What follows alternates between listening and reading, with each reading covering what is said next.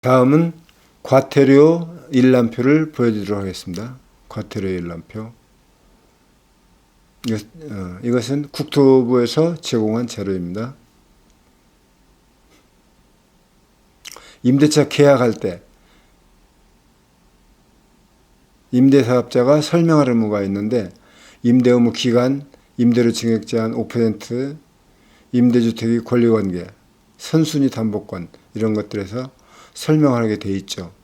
이것은 표준 임대차 계약서의 내용에 잘 나오는데, 설명을 했다면은 과연 누구한테 설명을 했는지, 그리고 그 사람이 잘 이해했는지 근거를 반드시 남겨야 합니다.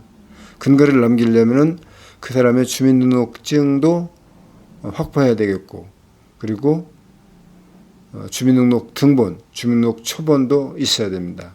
이것이 있어야 나중에 다른 렌트홈에 등록한다든지, 또 소득세 배부에 의한, 그리고 가장 중요한 세제 혜택을 받으려고 하는 양도소득세 세제 혜택을 받기 위해 필요한 조세통계 제한법에 의한 신고 서류를 만들 때 반드시 필요합니다. 두 번째로 표준 임대차 계약서를 사용해야 합니다. 이것도 과태료가 1,000만 원이죠. 참고로 표준 임대차 계약서 작성 요령은 제가 이미 보내드린 동영상을 참조하시면 되겠습니다. 화면에 보여드리겠습니다. 다음 세 번째, 임대차 계약을 신고할 의무가 있다. 그리고 재계약했을 때도, 또는 묵시적 갱신, 임대차 계약 기간이 지났는데 서로 임대인, 임차인이 서로 아무 얘기가 없이 자동 갱신된 것, 묵시적 갱신이죠. 이런 경우도, 묵시적 갱신도 반드시 그때마다 신고하게 되어 있습니다. 임대차 계약서를 다시 작성하지 않더라도 임대차 계약을 신고해야 할 필요가 있습니다. 이것은 세제 혜택을 받기 위해서 반드시 필요한 것이죠. 그거를 등록해 놓지 않으면 나중에 그 사람이 임대가 돼 있었는지를 알 수 있는 방법이 있어 제약이 많죠. 설령 입증한다 해도 그것이 너무 힘든 일이 되기 때문에 쉬운 길을 놔두고 어려운 길을 택할 필요는 없죠. 그래서 미리미리 임대차 계약 신고를 할 필요가 있습니다. 임대차 계약이 끝나면은 임대료 증액 제한이 있죠. 연간 5% 이상을 넘길 수 없습니다. 즉 1년 이내에는 5% 이상, 5% 이내에서만 인상할 수 있죠. 지난 2년 동안 안 올려서 이번에는 10% 올리겠다. 그거는 되지 않는 것입니다. 만약에 그랬다면 3천만 원 이하의 과태료가 부과될 수도 있죠. 그리고 임대 의무 기간을 준수해야 된다. 임대 의무 기간은 4년과 또는 8년이 있죠. 이 기간에 본인도 등록 임대주택에서 거주할 수가 없습니다. 그러면은 임대주택당 3천만 원 이하의 과태료가 부과될 수 있죠. 또 임대차 계약, 임차인에게 특별한 이유가 없는 한 임대차 계약을 유지할 의무가 있죠. 7번째로 오피스텔은 준주택이라고 하는데, 준주택은 한번 주택임대사업으로 등록을 하면은 주거용도로만, 의무기간 동안 주거용도로만 사용합니다. 이때는 임차인의 주민등록 초본이 있어야 되죠. 임차인의 주민등록 초본.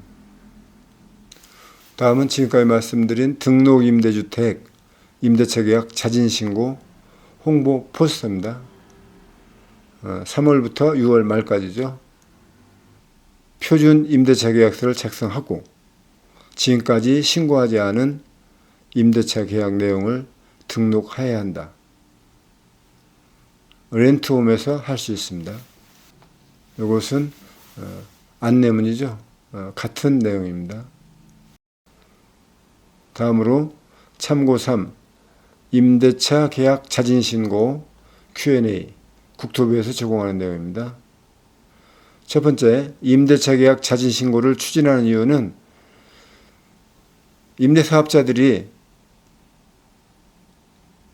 계약 내용 신고를 하지 않기 때문에, 특히 묵시적 갱신 같은 경우에 계약 내용 신고를 하지 않기 때문에 이 등록제 렌트홈을 활용하려고 하는 본래의 취지가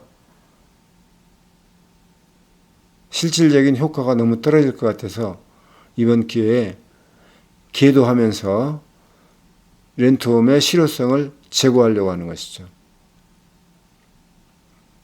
두 번째, 임대료 증액 위반 등 중대한 위반 사항이 있는 경우 자진 신고 가능한 것인가? 그렇지 않습니다.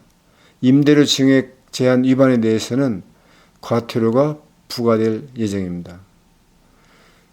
다만 이번 자진 신고에서 임대차 계약을 신고하지 않은 것은, 또 표준 임대차 계약서를 사용하지 않은 것, 이 부분에 대해서 과태료를 면제하는 것이죠. 임대료 증액 제한 위반한 것은 과태료 부과 조치를 피할 수 없습니다.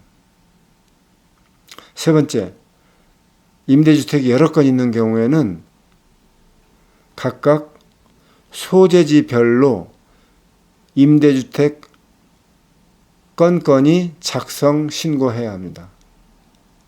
소재지로 신고해야 되는 겁니다.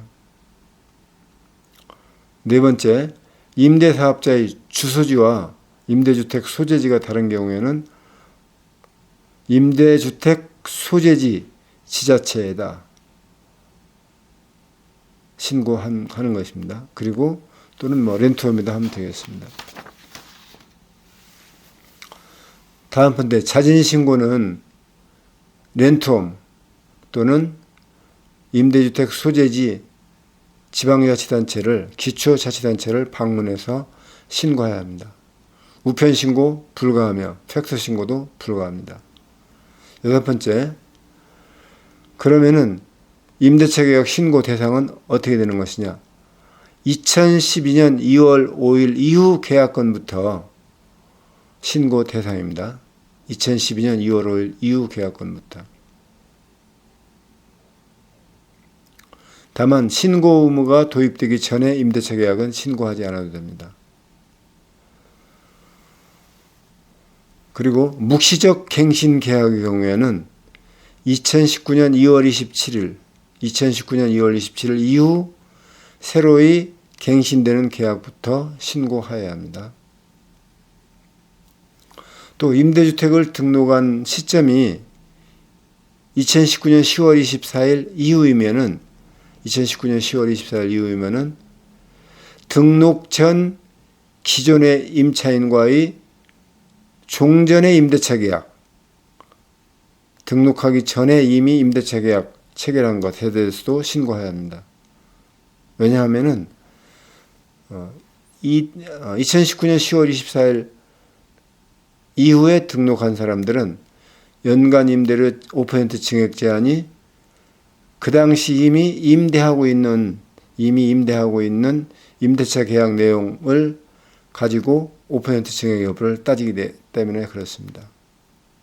이상 민간 임대주택법에 의한 등록 임대주택 임대차 계약 자진 신고에 대해서 알아봤습니다. 반드시 정해진 기간 내에 임대차 계약 미신고한 부분을 신고 이행하시고, 또 표준 임대차 계약서도 작성하셔 과태료를 꼭 면제받도록 하시기 바랍니다. 감사합니다.